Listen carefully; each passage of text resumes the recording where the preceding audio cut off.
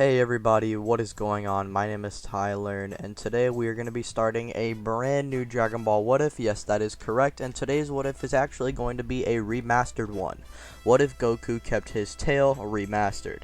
Now with that being said, the like goal for this video will actually, be 0 likes. Why? Is because, there is no like goal here.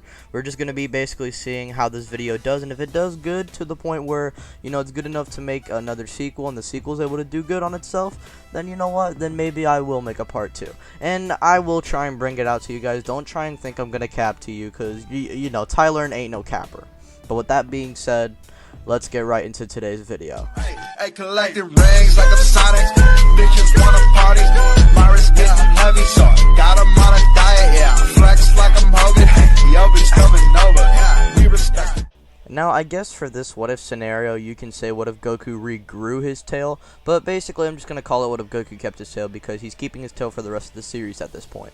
So with that being said, we start our story off with Goku getting his tail cut off by Kami, but in this timeline, it would eventually grow back, and it would grow back around the time when the 23rd Budokai would start. Goku would still participate in the tournament, and like in canon, he would still come out as the victor, because it's even more likely for him to defeat Piccolo Jr. due to him actually being a lot more powerful than his canon self, because when Saiyans keep their tails, they are a lot more powerful than when they are without them. And so he would defeat Piccolo easier than in canon, and would still marry Chi-Chi and live in peace for the next 5 years. That is until Raditz shows up and kidnaps Gohan like in canon. Goku quickly flies after Raditz, and like in canon, he and Piccolo would combine their efforts to fight Raditz, and this would still lead into Goku sacrificing himself and training with King Kai while Earth's fighters prepare for the Saiyan threat.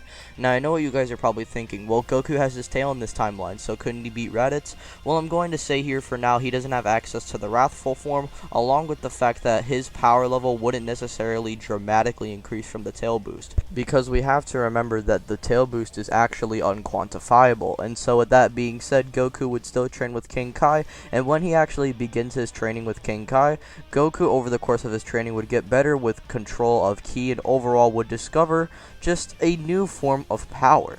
For a brief second, he would discover a power that he's familiar with, but he can use it with just his human form.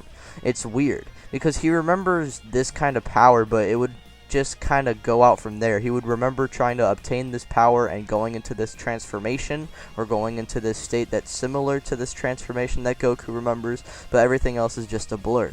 He then remembers the power that he used on Jackie Chun and Grandpa Gohan, and he would then remember the Ozaru form.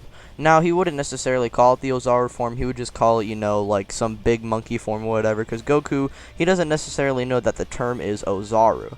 And so Goku understands that he must figure out this power, so for the rest of the few months that he has in preparation for the Saiyan Saga, so Goku for the rest of the few months he has would train himself to try and obtain the Wrath form, and eventually the day of the Saiyans' arrival would come, and Goku along with the other Z fighters would pursue after the Saiyans, with the Earth fighters making it while Goku is still flying through Snake Way. But in this timeline, you can actually say Goku, since he has his tail and he would be stronger, but he would also be faster, which means he'll probably get out of Snake Way a little bit earlier than his canon self, and he would actually arrive on Earth and to the Saiyan battle a little earlier than his canon self. We will say he arrives on the battlefield right after Nappa and Vegeta's 3 hours are about to run up. And so when that happens, Goku finally arrives, and Goku would combat Nappa and Vegeta.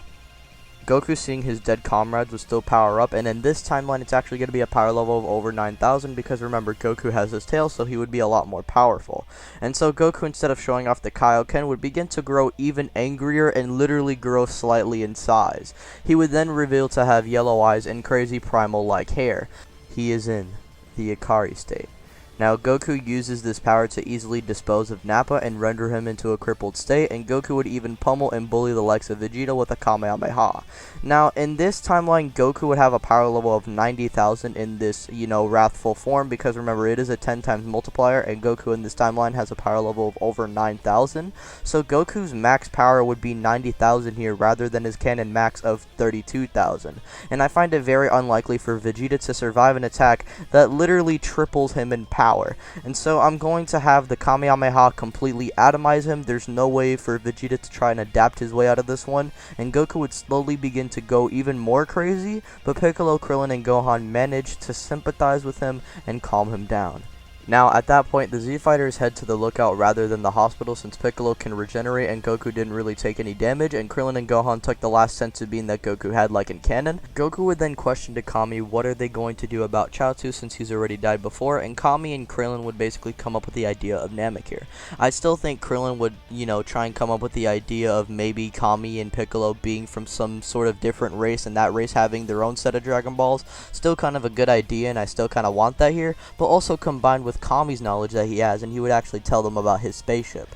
At that point, Bulma would actually accompany the Z-Fighters since she actually wants to go and check out Namek for some science stuff. And Piccolo personally would like to go to Namek because he hasn't really seen any of his people other than Kami and himself and, well, his father. And with that being said, well, he's actually going to go and join along with the Z-Fighters. I know he didn't really necessarily see his father, but he knows of that Namekian. He only knows of Kami and Demon King Piccolo is my point. And I think Goku would want to go there because, well, I mean, Goku doesn't really have anything else to do, and plus he wants to be the one to go and revive his friends anyway. And I think Gohan would accompany Goku, Piccolo, and Bulma because, well, he likes Piccolo because that's his best friend, literally, and he hasn't seen his father since, well, he got capped by Piccolo. So with that being said, I think he would actually try and do some bonding time with Goku, and eventually the group would then land on Namek, where Goku, Gohan, and Piccolo would dispatch of the Frieza soldiers, and Goku, Gohan, and Piccolo would then encounter Dodoria and basically that entire Namekian village situation where Gohan would still kick Dodoria and Goku would save Dende while Piccolo would just fly right behind him. And at that point, Goku, Piccolo, and Gohan managed to get out of their way, where they would eventually find themselves to be at Guru's house thanks to Dende's knowledge. And at that point, Guru would then unlock their potential, which we will basically get into their multipliers right now. Goku's potential boost power level would be about 45,000. We're just going to make this a 5 times multiplier, and since he was at 9,000, 9 times 5, well, 45, and so 45,000. Piccolo would be at 17,500 at first, while Gohan would still get his initial 10,000 power level. Now, with that being said, the three of them are now confident that they can try and do something against Frieza and his forces, but Nail then suggests that they must be cautious and get the Dragon Balls very carefully and cautiously. And this is where Nail comes into play and helps the group collect the Dragon Balls. Over the course of their hunt, they managed to get 4 out of the 7 Dragon Balls, and they believe the rest are probably in Frieza's ship, and then Nail makes a plan to try and distract Frieza, and basically this plan would go into execution, where he would fly up to Frieza personally and challenge him to a duel, and if Frieza wins, he gets the Dragon Balls. At that point, Frieza would be delighted to hear this, and Frieza and Nail then fly off to go and fight, and their fight would basically take place as per normal. And with that being said, Gohan, Goku, and Piccolo completely raid Frieza's ship and steal the rest of the Dragon Balls, and at that point they then bring the Dragon Balls to Dende, where Dende would then finally cast a wish. Their first wish is to revive Chaozu, of course, because, well, that's the only reason why they're even on Namek in the first place. And then their second wish would be to revive Ten Shinhan, since he would be the next best bet. Now they're going to get ready to try and revive Yamcha until multiple death beams are sent in the air and they are scattered across the entire planet. The Z-Fighters then have a little bit of trouble trying to dodge these lasers, but they manage to do it in time. However, unlike the Z-Fighters, Elder Guru did not manage to dodge these lasers, and Guru is quickly succumbed to Frieza's beam. And this would mean Porunga would then disperse and the Dragon Balls would scatter across the planet, and this basically means that they have one more wish left, but they can't revive Yamcha at the moment because of Guru's passing. And with this, Frieza would then make himself known, and the Frieza fight kind of plays down as per normal, with Goku trying his best to try and combat Frieza. Also, I said how Goku, Gohan, and Piccolo basically bullied all of Frieza's grunts on the Frieza ship. That also includes the likes of Pui Pui, Dodoria, and Zarbon, because of the fact that Goku himself, well, Goku has a way to power up to 90,000, and it's just not fair for Zarbon and the others because they barely crack under 30,000. Now you guys are probably thinking how they're going to even try and hold a candle to Frieza. Well, over the course of their hunt for the Dragon Balls, their potential unlocked boost has been constantly growing and adapting, allowing our Z fighters to subtly but surely grow their power out exponentially. Goku would be at a power level of 450,000, Piccolo would be at a power level of 360,000, Gohan at 275,000, and Nail would be at his 42,000, but he would still be kind of crippled in the background because, well, he's kind of defeated. Piccolo in this timeline, rather than finding Nail, would actually go out to try and help him because he is a fellow warrior Namekian, and he doesn't want him to, just kind of pass like that because, he still wants to talk to Nail, and, he still has a lot of questions because Piccolo overall is just curious about his race at this point. And at that point, this leads into Piccolo and Nail fusing, and Piccolo would then come back in the battle only to find Goku and the others trying to handle second form Frieza, and Piccolo would then handle second form Frieza, and this leads into third form Frieza.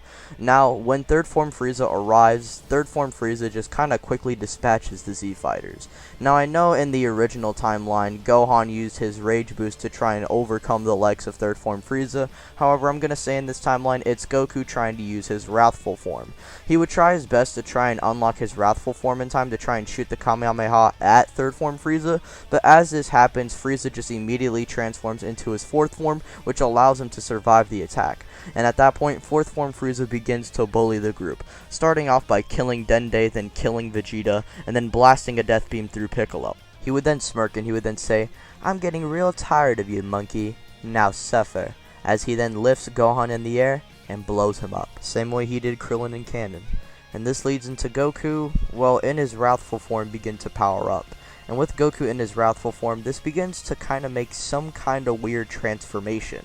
It's the Super Saiyan transformation, but combined with the Wrathful Rage. And with this, a red flash would then emerge from the area, and at that point it would slowly dwindle away, as we would then see Goku in a completely new transformation, with a red fur, a red tail, and overall it just looks completely different. He's in Wrathful Super Saiyan, I guess? But with that being said, it's basically Super Saiyan 4, but not actually Super Saiyan 4. You see, it's the multiplier of the Golden Great Ape rather than the Super Saiyan 4 multiplier because, well, it's the Ozaru transformation, or the humanoid Ozaru transformation, combined with the Super Saiyan form, and Goku combining these two forms basically made a Super Saiyan 4 similar state. But it's not exactly Super Saiyan 4, however, it is a massive increase compared to the base Super Saiyan, a 10 times increase of that, at least. Goku is in a whole other state of rage at this point, and so he's not going to give Frieza any mercy like his canon self. He launches a Kamehameha at Frieza, however, at first Frieza is able to dodge this. Goku would smirk as he would then turn the Kamehameha, actually bending it, and he would then say, "times 10, as the Kamehameha would suddenly turn red, grow in size, and move even faster than before, suddenly increasing 10 times in power and speed, which would basically mean that the Kamehameha is far more powerful than before, which would catch Frieza off guard, which would basically lead into Frieza being blitzed and completely atomized by Goku. Now, the problem is with this is that Frieza is defeated, but because of how much power Goku was exerting, he accidentally destroyed Namek's core, and Namek is about to explode in 5 minutes. He quickly grabs Piccolo and flies to a near spaceship and flies off the planet. And that is where we're going to be leaving things for right now. Thank you guys for watching this video. If you guys did like this video, be sure to hit the thumbs up, also subscribe and hit the notification bell, and also follow me on Twitter and join the Discord, that way you can interact with me and other content creators. My name is Ty Learn. I'm gonna get up out of here. Thank you guys for taking the time out of your day to watch this video. I'm gonna get up out of here like I said before. Peace out. Bye.